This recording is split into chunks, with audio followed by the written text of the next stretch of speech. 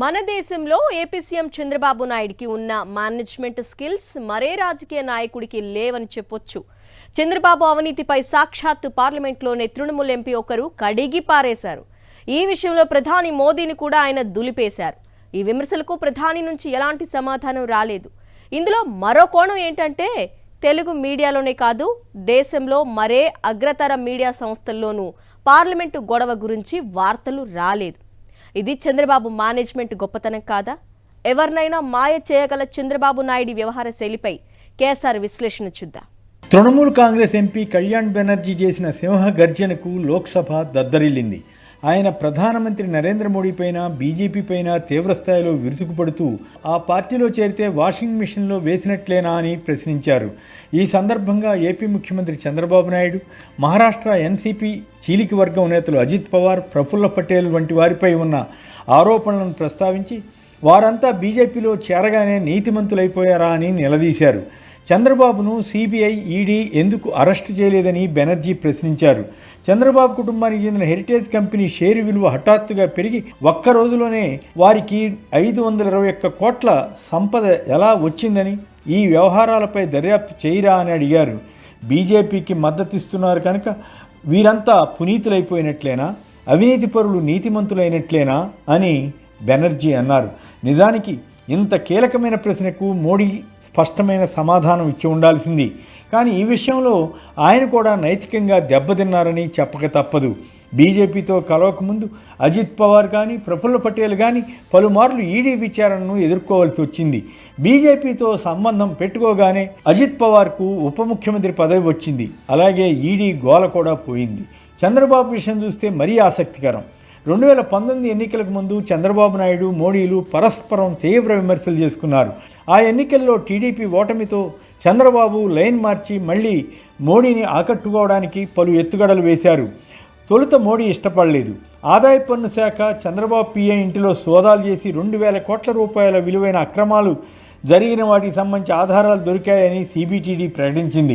అంతేకాక ఆదాయ పన్ను శాఖ చంద్రబాబుకు కొన్ని అక్రమాలకు సంబంధించి నోటీసులు కూడా ఇచ్చింది. ఆయన ఏదో ఒక సాకు చూపుతూ తప్పించుకునే యత్నం చేశారు. ఈలోగా మోడీతో మధ్యవర్తుల ద్వారా మంతనాలు సాగించి తన జోలికి రాకుండా చేసుకోగలిగారు. అది ఆయన మొదటి సక్సెస్ అని చెప్పవచ్చు. ఒకవైపు దేశంలో అవినీతిని అంతం చేస్తానంటూ కబుర్లు చెప్పే మోడీ ఇలా చేస్తున్నారేమిటా అని అనుకోవడం తప్ప ఎవరూ ఏమి చేయలేకపోయారు. అప్పటికే చంద్రబాబు తెలివిగా తన పార్టీకి చెందిన 4 రాజ్యసభ ఎంపీలను బీజేపీలో విలీనం చేయించారు. వారిలో 2 భారీ ఎత్తున బ్యాంకులకు రుణాల ఎగవేత కేసుల్లో కూడా ఉన్నారు. బీజేపీలో చేరగానే వారంతా మోడీ ఎదుట కూర్చుని కబుర్లు చెప్పగలిగారు. తదుపరి జనసేన అధినేత పవన్ కళ్యాణ్ను చంద్రబాబు ముందుగా బీజేపీ అధిష్టానం వద్దకు పంపించి పొత్తు కుదిరేలా చేశారు. ఆ తర్వాత పవన్ కళ్యాణ్ ద్వారాను, బీజేపీలో ఉన్న తన కోవర్టుల ద్వారాను బీజేపీ అగ్రనేతలు మోడీ, అమిత్ షా, జేపీ నడ్డాలను ఎలాగైతేనే ఒప్పించి టీడీపీ, బీజేపీల మధ్య పొత్తు కుదిరేలా చేయగలిగారు. ఏపీ బీజేపీ అధ్యక్షురాలిగా వచ్చిన దగ్గుపాటి పురంధరేశ్వరి కూడా ఈ విషయంలో తన వంతు సాయం చేసి అధిష్టానంపై ఒత్తిడి తెచ్చారు. స్కిల్ స్కామ్లో చంద్రబాబును ఏపీ ప్రభుత్వం అరెస్ట్ చేసింది. ఈడీ అప్పటికే ఆ కేసులో కొందరిని అరెస్ట్ చేసినా చంద్రబాబు జోలికి మాత్రం వెళ్ళలేదు. ఇంకో సంగతి కూడా చెప్పాలి. ఢిల్లీ లిక్కర్ స్కామ్ అంతా కలిపి 100 కోట్లు ఉంటుందో లేదో కానీ, నిజంగా ఎవరికైనా ముడుపులు ముట్టాయో లేదో కానీ ఆమ్ ఆద్మీ పార్టీ నేతలు ఢిల్లీ ముఖ్యమంత్రి అరవింద్ కేజ్రీవాల్ నెలల తరబడి జైల్లో ఉంటున్నారు. న్యాయ వ్యవస్థ సైతం వారికి ఎందుకు బెయిల్ ఇవ్వడం లేదో అర్థం కాదు. ఇదే ఢిల్లీ లిక్కర్ స్కామ్ కేసులో కీలకమైన వ్యక్తిగా ఈడీ పరిగణించి విచారణ చేసిన లోక్సభ సభ్యుడు మాగుంట శ్రీనివాసులరెడ్డికి వైసీపీ టిక్కెట్ ఇవ్వకపోతే టీడీపీ టిక్కెట్ ఇచ్చింది. ఆయన గెలిచి ఇప్పుడు మోడీతో కలిసి ఫోటో దిగ్గలిగారు. ఇలాంటి వాటిని చూస్తే ఏమనిపిస్తుంది? ఈ దేశంలో అధికార పార్టీలో ఉంటే ఏ కేసు నుంచైనా తప్పించుకోవచ్చు. అదే ప్రత్యర్థి పార్టీలో ఉంటే నిజంగా అవినీతి జరిగినా జరగకపోయినా ఈడీ, సిబిఐ వంటివి వెంటబడే అవకాశం కూడా ఉంటుందన్న భావన ప్రజల్లో ఏర్పడుతోంది. కాంగ్రెస్ పార్టీ తన సొంత పార్టీ వారిపై సిబిఐ, ఈడీ వంటి వాటిని ప్రయోగించి నష్టపోతే మోడీ మాత్రం ఎదుటి పార్టీ వారిపై ఈ సంస్థలను ఉపయోగించి అధికారం నిలబెట్టుకునే ప్రయత్నం చేస్తున్నారన్న భావన ఏర్పడింది. పార్లమెంట్లో కళ్యాణ్ బెనర్జీ చేసిన ఆరోపణలపై మోడీ నేరుగా స్పందించలేకపోయారు. తన ప్రభుత్వం అవినీతిపై 0 టాలరెన్స్తో ఉందని మోడీ చెప్పినప్పటికీ అందుకు ఆధారాలు చూపలేకపోయారు.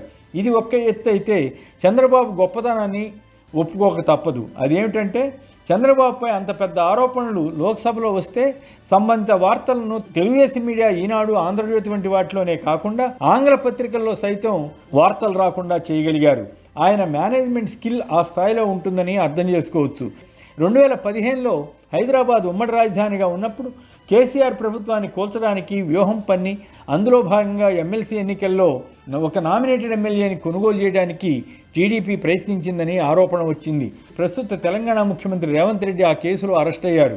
అదే కేసులో చంద్రబాబుపై కూడా తీవ్ర అభియోగాలు రావడం, ఆయన వాయిస్ ఆడియో ఒకటి లీక్ కావడం సంచలనమైంది.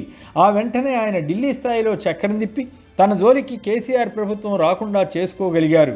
అది చంద్రబాబు విశిష్టత. లోక్సభ ఎన్నికల్లో బీజేపీకి పూర్తి మెజార్టీ రాకపోవడం, టీడీపీ, జేడీయూ వంటి పార్టీల మద్దతు అవసరం కావడంతో అప్పటికే ఈ పార్టీలతో పొత్తు పెట్టుకున్నందున వారికి ప్రాధాన్యత కూడా పెరిగింది. అందువల్లే కేంద్ర ప్రభుత్వం ఏర్పాటుకు ముందు మోడీ సరసన చంద్రబాబు కూడా కూర్చోగలిగారు. చంద్రబాబును ఎందుకు అరెస్ట్ చేయలేదని కళ్యాణ్ బెనర్జీ ప్రశ్నిస్తే మాత్రం ఇప్పుడు ఏమవుతుంది? ఏమీ కాదని తేలిందని అనుకోవచ్చా? సోషల్ మీడియాతో పాటు సాక్షి వంటి 1-2 మీడియాలు తప్ప చంద్రబాబుపై కళ్యాణ్ బెనర్జీ చేసిన ఆరోపణల గురించి వార్తనే ఇవ్వలేదు. అది చంద్రబాబు నైపుణ్యం అని ఒప్పుకోక తప్పదు.